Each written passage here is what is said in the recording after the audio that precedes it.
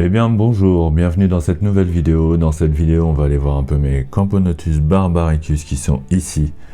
Alors, on va commencer par l'aire de chasse, ensuite on ira faire un tour dans le nid. Alors là, on est le matin, donc aire de chasse assez calme. Voilà. Alors aujourd'hui, je vais pas avoir besoin de faire trop de nettoyage parce qu'elles sont beaucoup plus propres. Surtout dans l'aire de chasse parce que le nid, c'est pas forcément ça. Donc elles mettent tout leur détritus là-bas dans leur dépotoir. La gamelle déborde, hein. Faudra quand même que je vide ça un petit peu quand même. Là, bon, il y a quelques détritivores. C'est pas des acariens, hein, c'est des... Ou alors si c'est des acariens, c'est des acariens détritivores. C'est le bon côté de la force, c'est pas les mauvais, ceux-là. Mais ça va, il y en a pas trop. C'est pas envahi, au pire je mettrai un coup d'aspirateur, ça les vire. Donc voilà, bon bah pour l'aire de chasse, là il n'y a pas grand chose. Hein. Peut-être leur mettre un petit peu de liquide sucré, histoire de les attirer.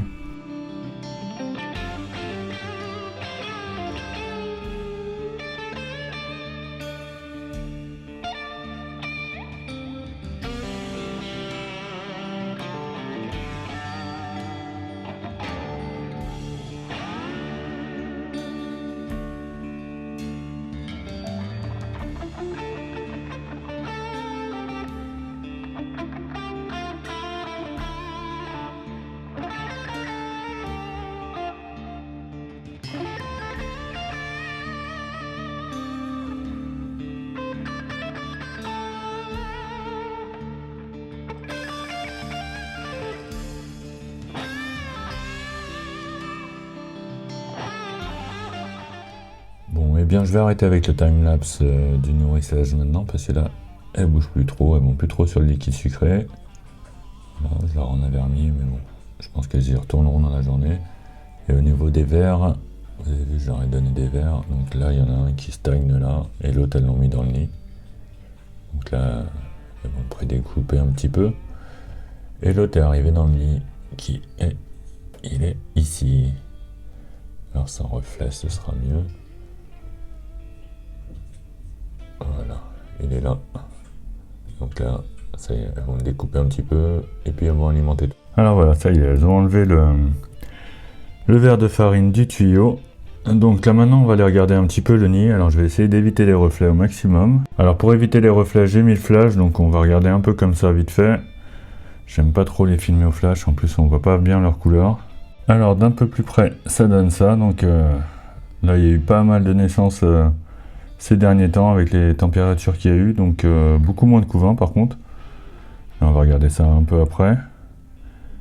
Il reste quelques cocons par exemple ici. Et il y en a vraiment plus beaucoup. Là c'est le vers qu'elles ont, les vers qu'elles ont remonté de l'aire de chasse. Donc ils sont dans la partie, donc ici c'est la boucherie. Voilà, la partie boucherie. La nurserie. Donc, petite population sympathique, hein. Bon bah là, Camponotus aime bien mettre un peu de crasse un petit peu partout. J'aime vraiment pas la lumière, là je vais essayer de trouver une autre solution. Donc voilà, alors je vais faire un petit peu de macro, je vais profiter de cette lumière là pour... Normalement je devrais réussir à faire des images peut-être à peu près sympas. Alors là, je crois que la gine est là, on l'a trouvée. Voilà, c'est elle qui cherchait, je voulais pas le dire. J'ai l'impression, on va regarder avec la macro, mais j'ai l'impression qu'il y a de la pompe là. Hop. Mais là ça va, elle commence à me remplir le nid. Petit à petit, hein. Bon c'est pas une fourmi qui est très rapide. Et tant mieux, c'est bien. Comme vous le savez, moi j'aime bien que les colonies restent tranquilles. Allez, je vais faire un peu de macro. On va commencer avec une petite trophalaxie. L'échange de nourriture, donc entre deux ouvrières. On peut faire ça avec la gine, bien sûr, aussi. C'est comme ça qu'elles se transmettent les différents aliments.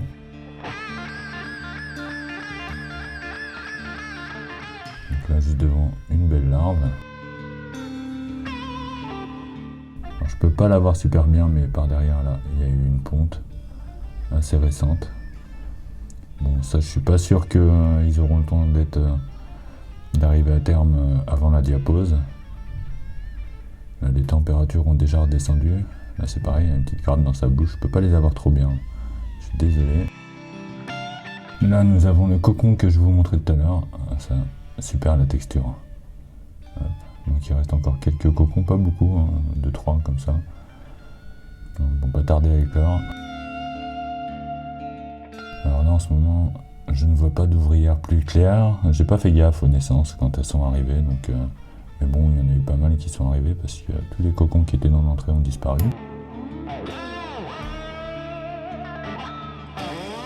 Un autre cocon. Ouais, bientôt à terme celui-là.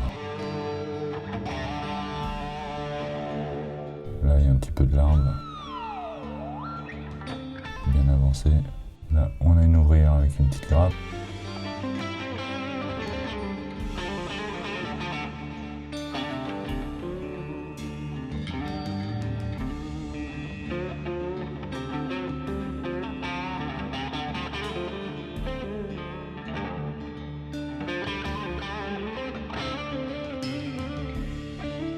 Alors là, pas mal de couvains aussi par là. Mais elles vont me l'enlever parce que le flash va les déranger. Après, il y a des petites pots de cocon là. Donc les cocons ont été démontés par ici. Enfin, ça a éclos par ici. Ça gigote dans les galeries. Mais où est ma gine? Bon bah je cherche mais je retrouve plus la gine. Alors on l'a vu avant mais là en macro elle a dû aller se planquer. Non, j'arrive vraiment pas à la retrouver donc pour finir on va finir sur cette petite grappe.